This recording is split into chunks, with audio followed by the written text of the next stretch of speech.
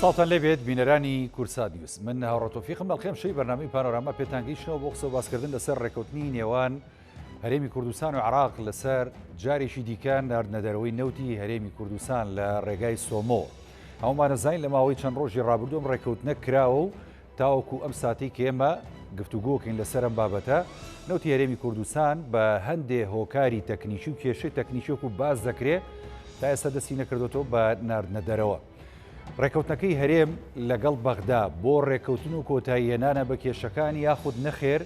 هەندێک کێشە و ڕێگری دیکە هەیە کە ینی بەغدا زۆر جار مەبەستێتی دروستی بکە. ئەم ڕێکەوتنە تاوەکو چەند لە بەرژەوەندی عێراق و هەرێمی کوردستاندایە ئەوەی کە هەرێمی کوردستان چاوەڕێی دەکات لە بەغدا توانین بڵین بە تەواوەتی بەغدا دەچێتە ژێربارێ و داوا و داخوازیەکانی هەرێمی کوردستان لە ڕووی شایستەی دارایی و مافی موچەخۆرانی هەرێمی کوردستان جێبەجێکە یاخودنا. بەغدا ڕۆڵی چیە بێت لە دۆسیە گرنگەکانی دیکە تایبەت ئێستا کە وەکو باز دەکرێت دۆسەی ئاساییشیشی هاتۆتە سەر تا چەند بەغدا لە مەشە ئەتوانێت ڕۆڵی خۆی بژێڕە لە هەرێمی کوردستان. ئەم شەو گفتوگۆکەین لەسەر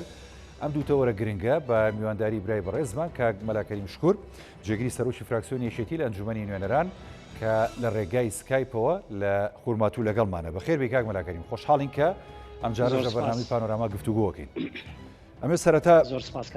لەوە دەست پێ بکەین. یعنی هەرێمی کوردستان و عێراق ئێستا ڕێکەوتنیشان واژۆ کردەوە بە پێی ڕێکەوتنە بێ دەبێت ئەی نەوتی هەرێمی کوردستان لەژێر چاودێری سۆمۆ بچێتە دەرەوە. بەڵام تاوەکوم ساتی کە ئێمە گفتوگۆکەین لەگەڵ جەنابتا ڕێکەوتنەکە نەچۆتە بواری جێبەجێکردنەوە. بەگشتی خوێندنەوەتان بۆ ڕێکەوتنەکەەوە هەڵسەنگاندنتان و هۆکاری دواکەوتنی ئەوەی کە بەندەکانی ناو ڕێکەوتنەکە جێبەجێ بکرێ بۆچی دەگەڕێتەوە کاک مەلاکەریم؟ بەڵێ طبعاً ڕێکەوتنی حکوومەتی هەرێمی کوردستان بۆ ناردنە دەرەوەی نەوت لەگەڵ حکوومەتی ئیتیحادی هەمومان نەزانین ئەوە چەند ڕۆژێکی بەسەرا تێپەڕیوە، بەڵام تا ئێستا نەچۆتە بواری جێبەجێکردنەوە. کۆمەڵێک هۆکاری لەوانەیە هەنێ لەو هۆکارانە هۆکاری تەکنیکی وانە بێ، بەڵامە بێ لە بیرمانیش نەچێ ناردنە دەرەوەی نەوت یا لە ڕێگای سۆمۆ ناردنە دەرەوەی نەوت و ئەو مەلەفی نەوت بۆ خۆی مەلەفێکی ئاڵۆزە لە نێوان حکوومەتی هەرێمی کوردستان و حکوومەتی ئیتیحادیە، چونکە تا ئێستا لە بڵێن عێراق لەلای حکوومەتی ئیتیحادی قانونی نەوت و غاز تەشریع نەکراوە کە لە مادەی 112 دەستوری عێراقیە هاتووە. ئەبێ ئەوە تەشریع بکرێ و ئەو قانونە تەشریع بکرێ و بەپێی ئەو قانونە حکوومەتی هەرێمی کوردستان کە ئەقلیمێکە لە دەوڵەتی ئیتیحادی عێراقی بەپێی ئەوە تەعاملی لەگەڵا بکرێ. یعنی جگە لەوەی کە ئێمە ئێستا ڕێککەوتنێکەیە بۆ ناردنە دەرەوەی نەوت، بەڵام بۆ خۆیشی مەلەفی نەوت بۆ خۆی مەلەفێکی ئاڵۆزە کە لە ڕابردوو چەندین ساڵە حکوومەتی هەرێمی کوردستان نەوت ئەنێرێتە دەرەوە و ئەوە بۆ خۆی ئەبوایە بەپێی کارنامەکەی محەممەد شیع سوودانیش ئەبێ لە ماوەی چەند مانگێکا و پێش تەشریعی قانونی نەوت و گاز ئەبێ ئەوە یەکلا بوایەتەوە، ئەوە یەکلا نەبووتەوە. ئەم ڕێککەوتنەش بۆ خۆی ئەکید کۆمەڵێک بربەست و ئەوانەیە لە پێشە بۆیە پێویستە حکوومەتی هەرێمی کوردستان لەگەڵ حکوومەتی ئیتیحادیە ئەو بربەستانە تێپەڕێنن بۆ ئەوەی جارێکی تر نەوتی هەرێمی کوردستان لە ڕێی سۆمەوە چێتە دەرەوە.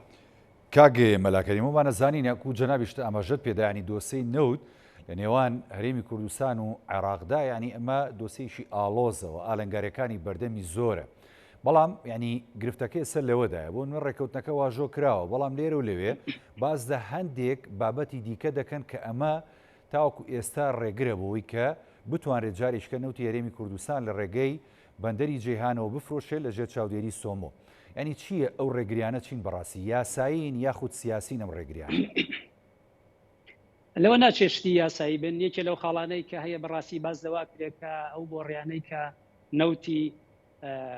بڵێن هەرێمی کوردستان لە ڕێگەی سۆمۆ پیا بچێتە دەرەوە، ئەو بۆ ڕیانەیە کە ئێسەین کۆمپانیای کارە و حکوومەتی عێراقیش ئەڵێ ئێمە لە ڕێی کۆمپانیایەکی ئەهلیەوە کە کۆمپانیای کار کۆمپانیایەکی ئەهلیە نایەنەوە لە ڕێگای کۆمپانیایەکی ئەهلیەوە ئەو نەوتە بنێنە دەرەوە. حکوومەتی عێراقی ئەوێ لە ڕێی کۆمپانیای حکومیەوە ئەو نەوتە بچێتە دەرەوە. ئەوەی من ئاگادار بم لەو مەلەفە یەکێ لە بربەستەکان ئەوەیە کە نایەوە لە ڕێگای ئەو بۆڕیانەوە ئەو نەوتە بچێتە دەرەوە کە بۆڕێکان ئێستا یا لە کاتی خۆیان بە کۆمپانیای کار فرۆشراوە و ئێستا سەر بە کۆمپانیای کارە سەر بە حکوومەتی هەرێمی کوردستان نیە ئەو بۆڕێ نەوتیانە و سەر بە حکوومەتی اتحادیش نییە. ئەی حکوومەت هەرێمی کوردستان بۆ ئەم بابەتە ینی چی وەڵامێکی داوەتەوە بە بەغدا کە بەغدا ڕازینە لە ڕێگەی ئەم بۆریە کە خاوەنداریەکەی هەم بۆ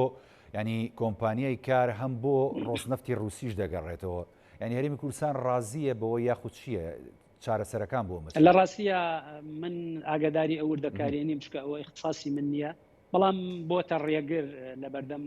ناردنە دەرەوە، یعنی یەکێک لەو خاڵانەی کە ڕێگرە ئێستا لە بەردەم ناردنە دەرەوەی نەوتی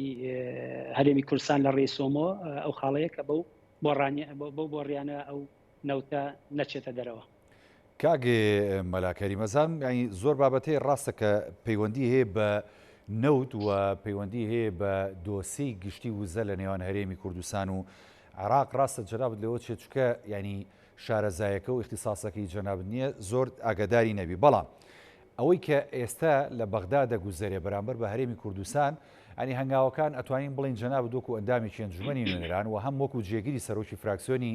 یەکێتی لە نێو پەرلەمانی عراق، ینی نیەتی بەغدا بۆ ئەم بابەتە چۆن ئەبینن؟ نیەتەکە نیەتێکی سافیە و نیەتێکی باشە یاخود نەخێشتیکە هەیە لە پشتی پەردەوە؟ بەڕاستی لە ڕاستیە من ئەوە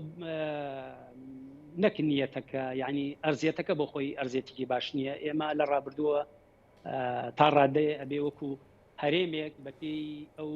دەستورەی کە لە نێوان ئێمە وەکو هەرێمی کوردستان و لە نێوان حکوومەتی اتحادیە هەیە، بەپێی ئەو دەستورە لە ڕابردووە ئێمە تەسەڕفمان بکردایەوە. بەداخەوە دەستوری عێراقیش کۆمەڵێک مادەی تایە، مادەکانی زۆر ڕوون نییە، لەوانەیە بەشێک لەوەشە بێتە هۆکاری ئەوەی کە تا ئێستا کێشەی گەورە لە نێوان هەرێمی کوردستان و لە نێوان حکوومەتی اتحادی فیدرالیا هەیە. بەڵام بە شێوەیەکی گشتی ئەگەر سەیری ناوجێوی پەرلەمان بکەین، لە ڕاستیە پەرلەمان ئەوەی ئێمە ئاگادارین و ئەوەی ئێمە هەڵسوکەوت دەگەڵ کتلە پەرلەمانیەکان ئاکەین، یعنی هەندێک لەو پەرلەمانتارانە ئەسڵان باوەڕیان بە مۆزوعی فیدرالی نییە و ئەسڵان باوەڕیان بەوە نییە کە دەسڵات لە نێوان بڵێن دەوڵەتی ئیتیحادی و لە نێوان هەرێمە دابەش بکرێت. بۆیە ئەوەشە لەوانەیە یەکێک لە کێشەکان بێت کتلەی سیاسین و قورسایی گەورەیان هەیە لە ناو پەرلەمانەوە. ئێمە لەو زەمانە ناژێنی سەر لە ڕاستیە کە خولەکانی سەرەتایی بڵێن دروستبوونی پەرلەمان و قورسایی کورد و نوێنەرانی ئێمە وەکو جەنابی مام جەلال و ئەوانی ترکە لە کاتی خۆیان لەگەڵ معارەزەی عێراقیە دەوریان هەبووە ئیسە کۆمەڵێک خەڵکی تر کە ئەسڵەن لەوانەیە ئەوانەیەنە لە بیر نەمابێ یا ئەو تەحالوفە یا ئەوەی کە ئەوان ڕۆژێک لە ڕۆژان معارەزەی عێراقی ئێمە پشتیوانیان بووینە، ئەوانەیان نەمابێ ئیسە تەحالوفاتەیە لە نێوانەوە، تەحالوفاتەکانیش بەپێی مەسلحەتی لایەنە سیاسیەکان و بەپێی مەسلحەتی کتلەکانە. و لە ڕاستیە ئێمەش لە ڕابردووە بەو شێوەیە تەسەڕفمان نەکردووە، ئێمە خۆمان دەنگمان بەو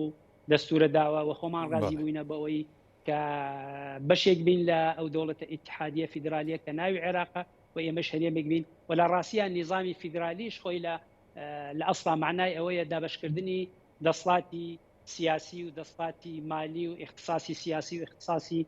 مالی و ئەوانەیە لە نێوان دەوڵەتە ئیتحادیەکە و لە نێوان بڵێن هەرێمەکانە. بەڵام ئێمە ئەوەش بۆ خۆی کێشەیەکە کە ئەم نیزامە فیدرالی ئێمە یەک هەرێممان هەیە کە هەرێمی کوردستانە و دەستورەشەکەش بەڕاستی هەندێک مادەی تەمومژاوی تایە یا هەندێک مادەی تایە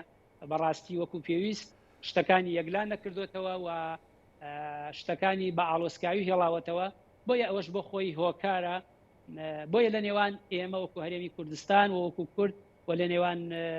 حکوومەتی اتحادی فیدرالی کۆمەڵێک کێشەی هەڵپەسێردراو هەیە. من ئەو کاتەش کە کارنامەکەی محەممەد شیع سوودانی ڕاگەیەنرا، یعنی وامە نەبینی لە ڕاستیە ئەوەی کە لە نێوان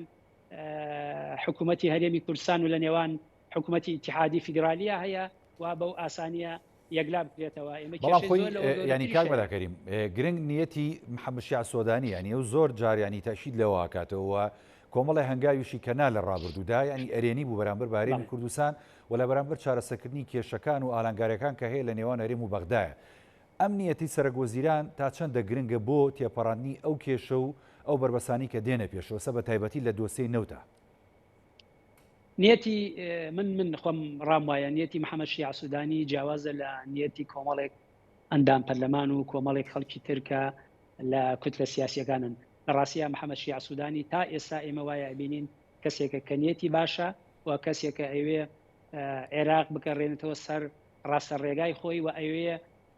بە هەر ڕێگەیەک لە ڕێگاکان هەڵسوکۆت لەگەڵ حکوومەتتی هەرێمی کوردستان بکە و کار ئاسانی بکە بۆ ئەوەی حکوومەتتی هەرێمی کوردستان و ئەو بابەتانەی کە هەڵپەسێردراون لە ڕابردووە لە نێوان حکوومەتتی هەرێمی کوردستان و لە نێوان حکوومەتتی ئیتحادیە ئەوانە یەکلا بکاتەوە و نیەتی جددی لای سەرۆک وەزیرانەیە لە ڕاستیە ئێمە چەند جارێک لەگەڵ دانیشتون تا ئێستا لە ڕێی بڵێن ئەو لجنانەی کە هەمانە و لە ڕێگای تریش لەگەڵ سەرۆک وەزیرانە دانیشتین لە ڕاستیان نیەتی کارکردنی باشی هەیە هەم بۆ عێراق نیەتی هەیە شتی باش بکە و هەمیش نیەتی وایە لەگەڵ حکوومەتتی هەرێمی کوردستان ئەو کێشانەی کە بە ئاڵۆسکاوی ماونەتەوە بە هەڵپەسێردراوی ماونەتەوە ئەوانەش چارەسەر بکانیەتی ئەو باشە بەڵام نیەتی محەممەد شیع سوودانی جیاوازە لەگەڵ کوتە سیاسیەکان جیاوازە لەگەڵ ئەندامانی پەرلەمان بۆ نمونە من هەندێک جار یا وا ڕێککەوتووە لەسەر مادەی 140 یا هەندێک بابەت بکرێت کە بارێمی کوردستان بێ هەندێک ئەندام پەرلەمان لە لیژنەکانە یا لە شوێنێک پێکەوە دانیشتون ئەسڵەن باوەڕیان بەوە نییە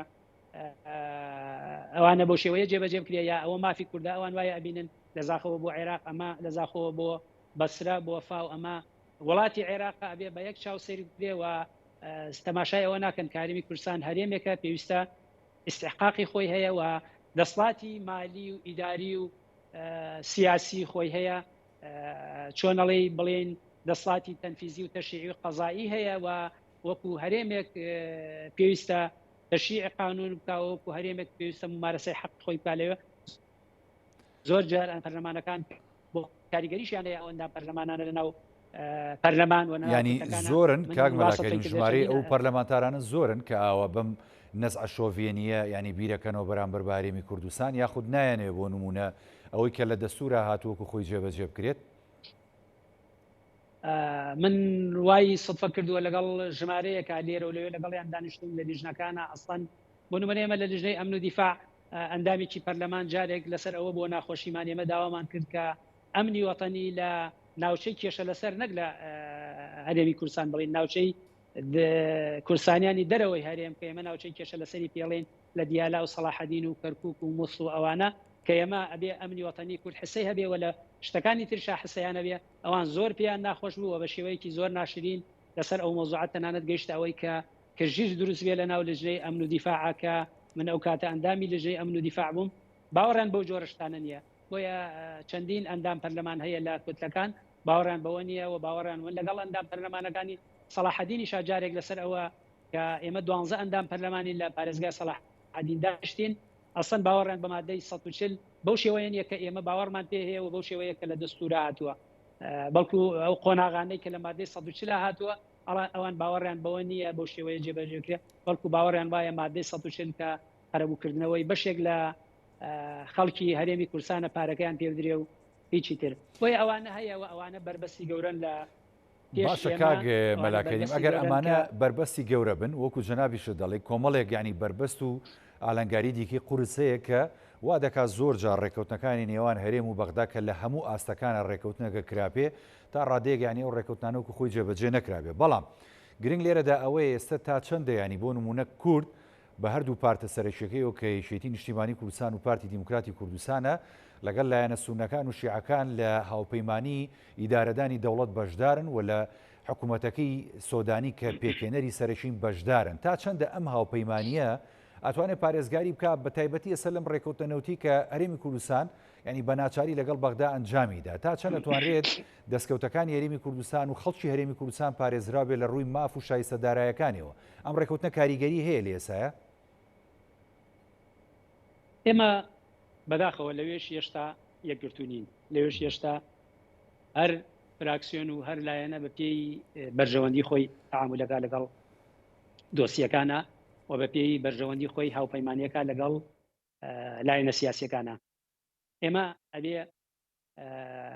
تۆزێک بە منەظەمتر و تۆزێک بە هەڵوێستێکی یەکبوون زیاتر لەوێ لەگەڵ ئەو دۆسیانە مامەڵە بکەین ئەوە بخۆی کاریگەری هەیە بخۆی کاریگەری لەسەر جێبەجێکردنی بڵێن ئەو ڕێککەوتنی نەوتی هەرێمی کوردستان شەیە لەگەڵ دەوڵەتی ئیتحادی فیدرالیە ئەوە بۆ خۆی لە ڕاستیە ڕێککەوتنێکی باشە ئەگەر جێبەجێ بێت بەدوای ئەوەی ئێمە چەندین ساڵە خۆمان ئابووری سەر بە خۆمان ڕاگەیان و نەمانتوانی ئەوە ببینە سەر و نەمانتوانی موچە و شایستەی خەڵکی خۆمان جێبەجێ بکەین. ئەمڕۆ ئێمە دەمێکە وەکوی کەیتی نیشتمانی کوردستان وتومانە ئێمە بێ لەگەڵ ئەو دەوڵەتە ئیتیحادیە فیدرالیە کە ناوی عێراقا ئێمە بێ بەپێی دەستور کە دەستور حەکەمە لە نێوانماندا و پێی شایستەی خۆمان ئێمە لەگەڵ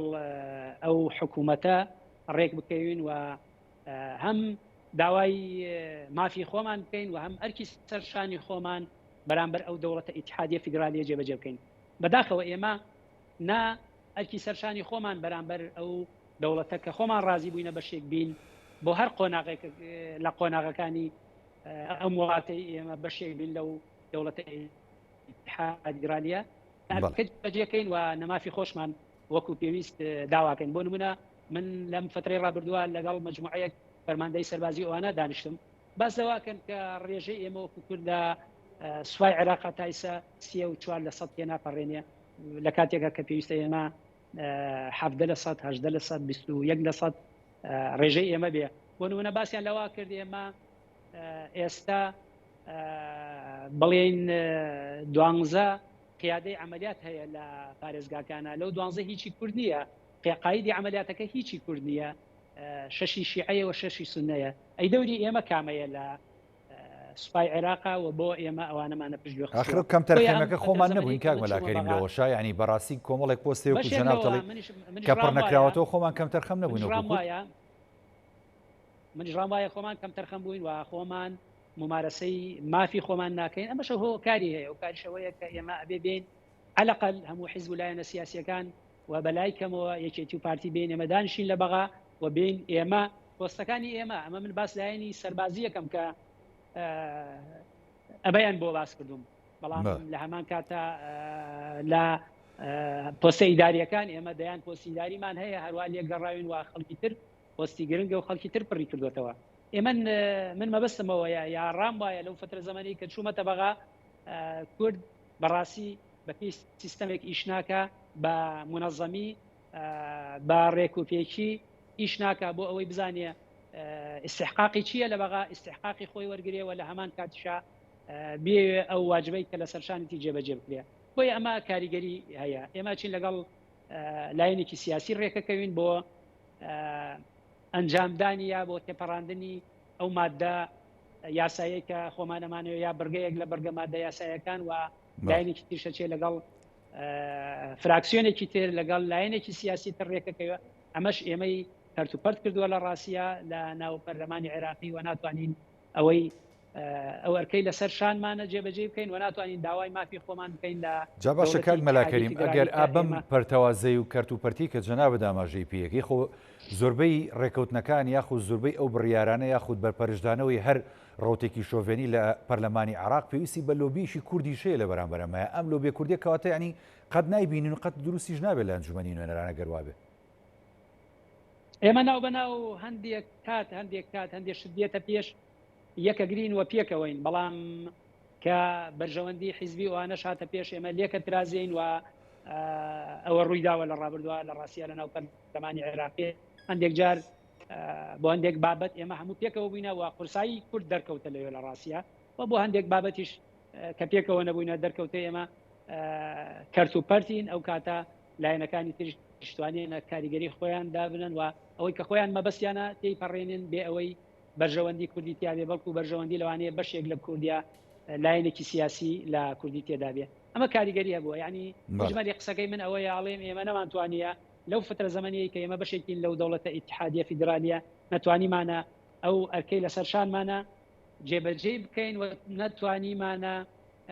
ئەوەی مافی خۆمانە لانی کەمی مافەکانیمان داوا بکەین. بۆیە لەم ڕێکەوتنەشکە ئێستا هەمانە لەگەڵ حکوومەتی ئیتیحادی فیدرالیە لە بەغا بە هەمان شێوە ئێمە ئەگەر هەمومان پێکەوە بین کاریگەری زۆر زیاترە لەوەی کە لایەنێک بێوێ ئەو ڕێکەوتنە ئیمزا بکە یا بێڕێنێت. باشە سەبارەت بە بۆ نمونە ئێستا تاوەکو ئێسەوەکو لەسەر نەوتەکانی پرسیار بکەین. گرفتەکە ئەتوانین بڵین حکوومەتی عێراق ڕاستیانی بە تەنگەوە هاتنی هەبوو و دوایەوەی کە ئەو داوای بردەوە لە دادگای نێوژیوانی پاریس ینی ڕاستە هەرزوو داوای کرد کە کێشەکە لەگەڵ هەرێم چارەسەر بکرێەوە هەرێمیش بە ناچاری ینی نەوتەکەی ڕادسی بەغدا کردووە و دەیەوێت لە ڕێگەی سۆمەوە بیفرۆشێ. ئەگەر ئەم ڕێکەوتنەوەکو خۆی جێبەجێ نەکرێت باشە خۆ زەرمەندی یەکەم ینی خەڵکی کوردستان و موچەخۆران و فەرمانبەرانی خەڵکی کوردستانە بن. ئەو کات ئێوە وەکو فراکسیۆنە جیاوازەکان بە تایبەتی وەکو فراکسیۆنی یەکێتی لە ئەنجومەنی نوێنەران هەڵوێستان چییە بێت یانی لەم بارەوە چکە خەڵک زەرمەندە بێ بەڕاستی؟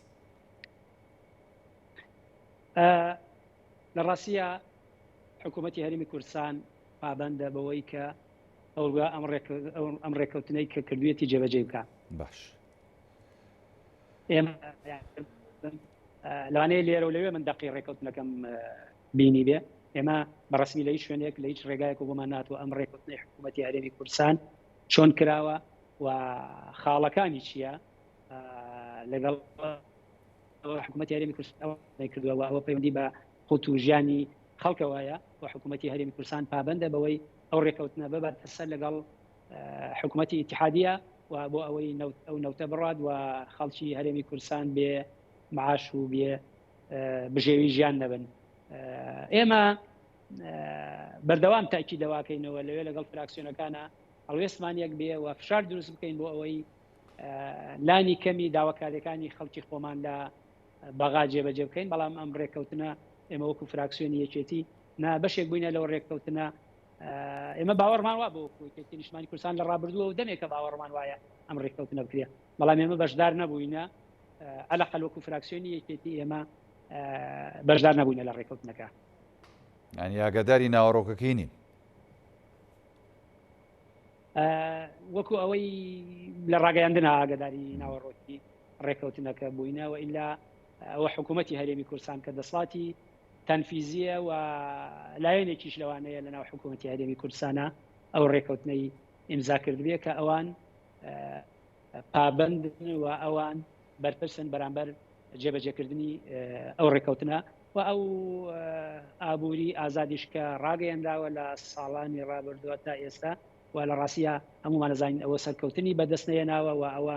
خەڵکی ئێمەی تووشی کۆمەڵێک نەهامەتی ئەوانە کردووە و لەگەڵ ئەوەشە لەوانەیە هەندێک لێرە و لەوێ لە ناو حکوومەتی اتحادی فیدرالی و لایەنە سیاسەکانشە هەندێک نەیاریشی بۆ ئێمە دروست کردبێ کە ئێمە بەوە بەشێک بووە و لە ڕاستیە ڕێفراندۆمیش بەشێک بووە لەوەی کە نەیاری زۆری بۆ ئێمە پیا کردووە ئەمڕۆ لە بەغاوە بەوەی کە ئێمە ئەمانەوە لەم خۆناغا سربەخۆی ڕابگەێنین ئەوانە کێشەی بۆ ئێمە دروست کردووە و زۆر جار لێرە و لەوێ ینی بەو چاوە یا بەو نەزەرە لەگەڵ ئێمە مامەڵاکەن. بۆیە حکوومەتی هەرێمی کوردستان مەسئولە لەوەی یا ئەو بەشەی لە حکوومەتی هەرێمی کوردستان کە ئەو اتفاقیەی ئەو ڕێکەوتنەی مۆر کردووە ملزەمە بەرامبەرەوەی کە بیباتە سەر بۆ ئەوەی نەوتی هەرێمی کوردستان بڕە. چکە من گوێم لە هەندێک خەڵکی پسوەر بووە لە مەجای نەوتا ئەڵێ ئێمە سعاتێکیش زۆرە بۆ ئەوەی نەوتی هەرێمی کوردستان بوەستێت و نەوتەکە نەڕوا نەک چەندین ڕۆژ بوەستێت و نەوتەکە نەڕوا. هەل لەسەر ئەو مەسەلەی ئازادی سربەخۆی کە جەنابەت ئابووری سربەخۆی کە جەنابەت ئاماژەی پێدەی و هەروەها لە ماوەکانی ساڵانی ڕابردوو مەسەلەی ڕێفراندۆم و کۆمەڵی بابەتی دیکەی کە هەرێمی کوردستان ینی سربەخۆیانە دەستی بۆ برد وای کردوەکو جەنابەت دەڵێ ینی زۆرێک لە لایەنە عەرەبەکان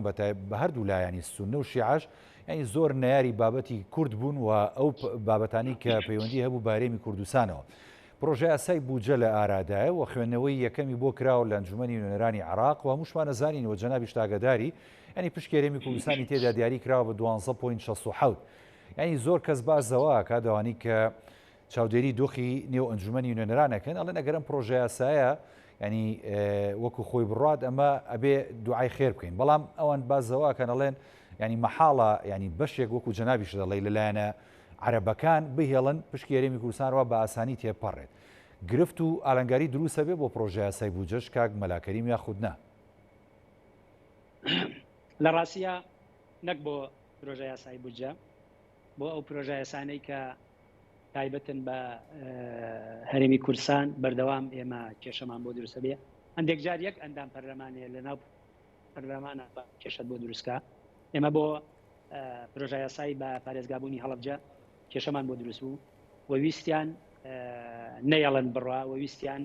بیخەنە چەند ڕۆژی داهاتوو چەند جێگایەکی تری لەگەڵا ئیعلان بکەن یا ئەگەر ئەوانەش نەکرێ بە پارێزگابوونی هەڵەبجەش نەکرێ. هەندێک فراکسیۆن لە ڕاستیە هەندێک مزایدەیان کرد کە ئەوە ڕێی ئەوان نەبوو، ینی پیا و بە ئەمانەت و بڵێ کاک شاخەوان عەبدوڵڵایش کە جێگیری سەرۆکی فراکسیۆنە مووقفی هەبوو لەو مۆزوعە و ئێمەش وەکو من کە ئەو کاتە کاگەرێم لە دەرەوەی وڵات بوو من سەرۆکایەتی فراکسیۆنەکەمە کرد، ئێمە بە هیچ شێوەی ڕازی نەبووین وتوانیمان ئەوە بڕوێنین کێشەی لەسەر دروست بوو و هەندێک کرژی و ئەوانەشی لە ڕاستیە لەسەر دروست بوو و هەندێک جار لەسەر یەک بڕگەی پرۆژە یاسایەک لەسەر دەنگدان یا لەسەر یەک بڕگەیەک کرژی دروستە بێ و کۆمەڵێک ئەندام پەرلەمان لەناو پەرلەمانە کرژی و ئاڵۆزی دروستەکەن و دوای ئەوەی ئەگەر نەیانتوانی نیسابش بشکێن ئەچنە دەرەوە بۆ ئەوەی ئەو حاڵەتە بێ. فعلا ئەوە لە ئێمە ترسی ئەومانەیە لە داهاتووشا بۆ هەڵەبجە ئەومانە بۆ دروست بێ و ترسی ئەوەشمانەیە لە ڕاستیە بۆ پرۆژە یاسایی بودجەش خاڵ بە خاڵی یا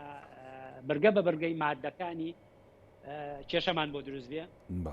وواردە ئەو کێشانە دروستە بێ. بۆیە من ئەڵێم ئێمە تا چەند یەکگرتوو بین و تا چەند پێکەوە بین ئەوە ناتوانین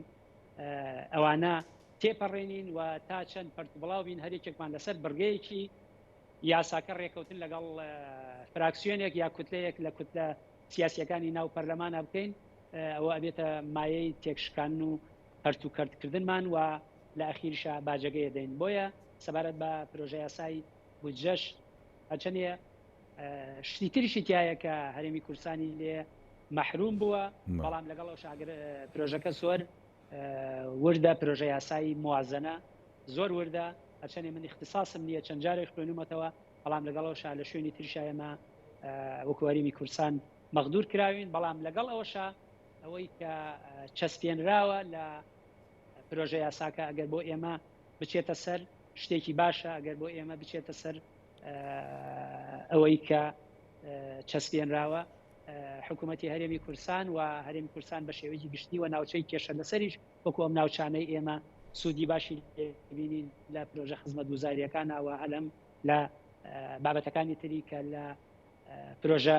یاساکە هاتووە. بەڵام من دڵیام لەوەی لەوێش کێشەمان بۆ دروستە بێەوە لە کاتی دەنگدان لەسەر یاساکە کرژی و ئاڵۆزی دروستە بێەوە ئەوانەی کە خەڵکی تونڕەون ئەچیت خەڵکی تونڕە هەیە و خەڵکەیە کە بەردەوام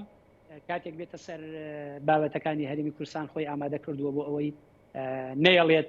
ئەوانە تێپەڕێ لەو جۆرە خەڵکانە هەیە لە ناو پەرلەمانی عێراقیە کێشەمان بۆ دروستەکەن. زۆر باشە لەسەر مەسلەی ینی ئاسایش و بەرگری و زۆر جارانی بازەوە کە ئاسایشی ینی عێراق و هەرێمی کوردستان گرێدراوی یەکە و هەر پارچەیەکی عراق بە هەرێمی کوردستانی شۆگەڕ ڕوبەڕووی مەترسی بێتەوەمە ئاسایشی نیشتیمانی هەموو عراق و پێویستیانی عراق لەسەر ئەم بابەتە کە زۆر گرنگە لی بێتە دەنگ ینی ومان نەزانین لە ماوەی چەند ڕۆژی ڕابردووە ینی مەسلەی ئەو درۆنەی کە لە فڕۆکەخانی نێودوڵەتی سلێمانی ینی بەنیازی تەقینەوە و هەروەها کاری تێکدان ئاراستەی ئەو فڕۆکەخانەیە کرا ینی هەڵایەکی گەورەی نایە و ئەمەش بۆتە هۆکاری ئەوەی کە ئێستا ئەنی تورکیا ئاسمانی خۆی بە ڕووی فڕۆکەخانی نێودەوڵەتی سلێمانیە داخستووە و کاردانەوەی گەورەی بە دوای خۆیان هێناوە لیژنەی ئاسایش و بەرگری پەرلەمانی عراق هاتن سەردانی سلێمانیان کرد و هەروەها قاسم عەرەجی هات سەردانی سلێمانی کرد ئەومان هەموو پێداگرن لەوەی کە ئەوان پێکەوە دەبێ پارێزگاری لە ئاسایش و ئەمنی خەڵکی عراق بکەن بە هەرێمی کوردستانیشەوە. عراق لەسەر ئەم بابەتە جددیە و ئەوێ هەڵوێستی هەبێ بەرامبەر بە تورکیا خودی ئێوە جەنابتان چۆنی بین کە ماوەی خۆشتان ئەندامی لێژنەی ئاسایش و بەرگری بوون لە ئەنجومەنی نوێنەران. بەڵێ جا سەبارەت بەوەی کە نەک تورکیا ئاسمانی خۆی داخستووە بەرامبەر فڕۆکەخانەی سلێمانی و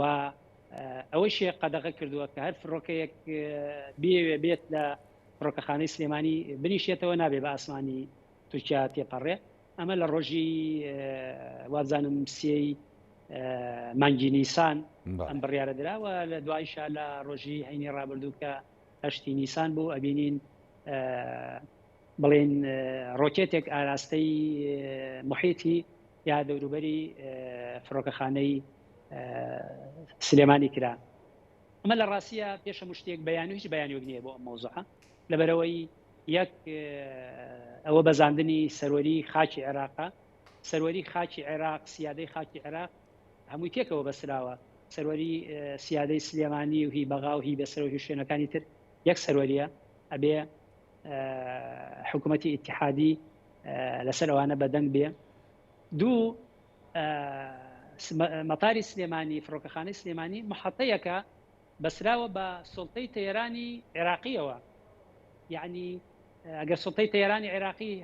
هەر فڕۆکەیەک لە هەر وڵاتێکەوە بێت بێ لە فڕۆکەخانەی سلێمانی بنیشێتەوە ئەبێ سڵتەی تەیرانی عێراقی ڕەزامەندی لەسەر بدا تەنها فڕۆکەخانەکە فڕۆکەخانەی سلێمانی تەنها وەکو محەتەیەکە استقبالی ئەو فڕۆکەخانە ئەمە نە ئیدارەی فڕۆکەخانە و نە دەسەڵاتی سیاسی لە سلێمانیا هیچ بەرپرسین لەوەی کە ئەگەر کەسێک میوانێک هات بێتە ئەوێ ئەگەر گروپێک ئەگەر شاندێک هات بێتە ئەوێ ئەمان هیچ لێ مەسئول نین و هیچ مبەڕڕێک نییە بۆ ئەوە چونکە فڕۆکەخانەی سڵتەی تەیرانی عێراقی ئاگادار بووە لە هەموو شتەکان و ئاگادار بووە لە هەر فڕۆکەیەک کاتبێ نیشتی بێتەوە وەفتەکە کێتیا بووە و چۆن هاتووە چۆن ڕۆیشتووە بۆیە ئەمەی کە ئەکرا لە ڕاستیە هیچ بەیانوێکی بۆ نییە و ئەمە شێوەیەک لە شێوەکانی ئیستیفزاز بۆ ئەمنیەتی خەڵکی سلێمانی و فڕۆکەخانەی سلێمانی فڕۆکەخانەیەکی مەدەنیە فڕۆکەخانەیەکی ئەسکەری نییە هیچ پێویست بەوە ناکاوە دەسڵاتەکەش لە دەسڵاتەکە لای سڵتەی تەیرانی عێراقی ئەگەر بێ هەر ئیجاعاتی بکات لەو مەجالانە بۆیە ئەمە هەمووی زیادە ڕۆیە و هیچ بەیانوێکی بۆ نییە بۆیە حکوومەتی عێراقی و پەرلەمانی عێراقیش باش هاتنە دەنگ لەسەر ئەم مۆزوعە هەم قاسم عەرەجی لەگەڵ وەفدێکا هاتە فڕۆکەخانە و لەگەڵ کۆمەڵێک کەسە دانیشتنی کرد و لێکۆڵینەوەیان کرد لەو مۆزوعە و هەمیش لێژنەی ئاسایش و بەرگری دوێنە هاتن ئێمەش لەگەڵیان بووین لە فڕۆکەخانە و دانیشتیان لە گەڵ ئیدارەی فڕۆکەخانەی سلێمانی و دواتریش لەگەڵ جەنابی پارێزگاری سلێمانی و لەگەڵ جەنابی سەرۆکی ئەنجومەنی پارێزگای سلێمانی دانیشتن و گوێیان بەوردی کرد لە ئەوەی کە ڕووی داوە و حەدەسەکان چۆن تێپەڕیە ڕێی خۆیانیاندا ئەندامانی پەرلەمان و ئەباز زاملی کە ئێستا سەرۆکی لژنەی ئاسایش و بەرگریە چەند ئەندام پەرلەمانێکی لەگەڵ خۆی هێنابوو و کاگەرێبی کەماڵاغەشکە لەلای ئێمە ئێستا لە لژنەی ئەمن و دیفاع لەگەڵیان بووە ئێمەش بۆ احتیبارەی ئەوان میوانن لەگەڵیان بووین و ئاگامان لە هەموو وردەکارێکانەیە و لەو باس و خواسەی کە کرا لەسەر ئەو بابەتەی کاگمەکەین گرنگ هەڵوێستی بەغدایە بەغدا بە ڕای جەنابەت هەڵوێستی چی دەبێت لەم بارەیەوە و چۆن ئەتوانێت بۆ نمونە کاردانەوە و وەڵامدانەوەی هەبێ بەرامبەر بە هەڵوێستەکەی تووشە کە ئاسمانی وڵاتەکەی خۆی بەرامبەر بە هاتن و چوونی فڕۆکە بۆ فڕۆکەخانی سلێمانی داخستەوە کاردانەوەی ئەبێت یان نابڕایەوە بەڕای من بەداخەوە باوەڕ ناکەم کاردانەوەیکی زۆر تونی هەبێت چونکە نەک ئەمە پێشتریش ئەوەی لە هەولێر ڕوویدا و ئەوەی لە هاتنە ژوورەوەی سوپای تورکیا بۆ ناو خاکی سنووری هەرێمی کوردستان بەزاندنی سەروەری خاکی عێراقەوە بردومانکردنی فڕۆکەکانی دەوڵەتەکانی دراوسێ بۆ ئەو شوێنانە ئێمە چەندین جار کۆبنەوەی تایبەتی جەلسەی تایبەتی بۆ ئەو جۆرەشتانە کراوە بەڵام لە کۆتاییە شتێوامانە نەبینیە کە کاردانەوەیکی مەلموس بێ ئیدانەیەکەن و لەوانەیە لە ناو پەرلەمانشا بڕگەیەک لە بڕکەکانی دانیشتنی پەرلەمان تایبەت بکرێ بەو مۆزوعە لە ئەوەی کە بڵێن لە ڕووی دیبلۆماسی ئەوانەوە کە احتیمالە سەفیری تورکیا بانگ بکرێ و پێگوترێ کە ئەمە کارێکی خراپە باوەڕ ناکەم زۆر لەوە چکە لە ڕابردووە من تەجروبەم هەیە و عێراق وڵاتێکە بەداخەوە تا ئێستا ناتوانێت سەروەری خاکی خۆی بپارێزێ هۆکارەکەی هەرچی بێ زۆر قسە کراوە جارێکیان سەبارەت بەو بەزاندنی سەروەری خاکی عێراق لە سنووری هەرێمی کوردستان جلسەیەک دیاری کراوە زۆر ئەندام پەرلەمان قسەی کرد و پێشنیاری باش کرا هەمومان قسەمان لەسەری کرد بەڵام پێشنیارەکان دواتر ئەنجامێکی ئەو تۆی نەبوو و هەڵوێستێکی زۆر بەهێز نەبوو تەنانەت باز لە هەندێک دەستدرێژی کوێیت و دوای ئێران و دوای تورکیا و دەوڵەتەکانی دەوروبەر ئەوانە هەمووی کرا کە دەستدرێژیان کردوتە سەر خاکی عێراق سەروەری خاکی عێراقیان بەزاندووە جا بە ڕێگەی ئاسمانی یا بە ڕێگەی بەڕی و ئەوانە بەڵام لەگەڵەوە ئێمە کاردانەوەیکی زۆر توندمان نەبینی بۆیە لەمەش من نابینم کاردانەوەیکی تند هەبێ لە ڕێی دیبلۆماسیەوە لەوانەیە ناڕەزایی حکوومەتی ئیتیحادی فیدرالی و پەرلەمانی عێراقی بگەیەنرێتە دەسڵاتی تورکی بۆ ئەوەی جارێکی تر ئەمانە دووبارە نەبێتەوە. باشە بۆ لەسەر مەسلەی نەوتوانی ینی سەروەری خۆی بەسەر هەرێمی کوردستانە بسەپێنێەوە لە دادگایەکی باڵای نێودەوڵەتی لە پاریس سکاڵا تۆمار بکات لە بەرامبەر تورکیاوە بتوانێت سکاڵاکەش بباتەوە بۆ ناتوانێت لە ڕووی ئەمن و ئاسایش و پاراستنی سەروەری هەموو عراق کە دەڵێ بە سەروەری خۆمانی دەزانین بەی هەرێمی کوردستانیشەوە بۆ ناتوانێت لەم بابەتەیە ینی لەسەر تورکیا سکاڵا تۆمار بکات کاک مەلاکەری. کاگاوڕێ ئەوەی من ئەیبینم تا ئێستا بەداخەوە ینی من ئاگام لە سڵتەی تەشریعیە تایسە دابەش بوونە هەندێک جار تەنانەت کە دێتە قسەکردن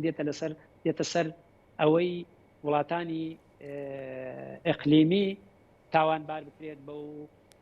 دەست درێژیانەی کەیکەن ئەبینی باشکرا ڕیزبەندی دروستە بێ هەندێک کەس دیفاع لە هەندێک وڵاتی دەوروبەرەکە و بەشێکی تریش دیفاع لە وڵاتێکی ترەکەن تا ئێستا من وایە بینم یەکێک لەو هۆکارانە ئەوەیە ئێمە خۆمان وەکو عێراق وەکو سڵتەی تەژی لە عێراق دابەش بووینە و وەلا بۆ شتیتر زیاترە لەوەی وەلا و ئینتیما بۆ بڵێن خاکی عێراق وانە بێ بۆیە تایسە عێراق یعنی ئەگەر سەریح بین حکوومەتی عێراقی ئەو ئیرادە بەهێزەی نییە بەرامبەر دەوڵەتەکانی دەوروبەر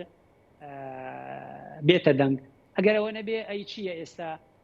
بۆ بڵێن درێژایی یا بۆ قوڵی زیاتر لەوانەیە لە 30 کیلۆمتر بێ سوپای تورکیا هاتوۆتە ناو خاکی کوردستانی عێراقدا ئەوە بۆ خۆی لە ئەسڵا خاکی عێراق و سەروەری خاکی عێراق بۆشی ینی حکوومەتی اتحادی فیدرالی ئەوە باشە زانێ و خۆشیانەی بینن و ئەو ڕۆژە باسییان لەوە کرد کە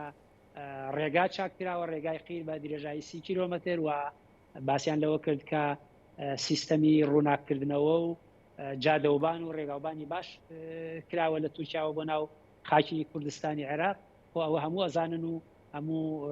بڵێن بەشێک لە ئەندام پەرلەمانەکان و حکوومەتی اتحادیش بێ ئاگانیە لەو مۆزوعانە و ئەزانن بە ئاشکرا سوپای دەوڵەتێکی تر دەوڵەتێکی دراوسێ لە ناو خاکی کوردستانی عێراقایە کە ئەوە لا ساخاکی عێراقەوە بەزاندنی سەروەری عێراق. زۆر سوپاس بۆ برای بەڕێزمان کاک مەلاکەریم شکوت جێگیری سەرۆکی فراکسیۆنی یەکێتی نیشتیمانی کوردستان لە ئەنجومەنی نوێنەرانی عێراق کە لە ڕێگای سکایپەوە لە خورمات و لەگەڵمان سوپاس دەکەم.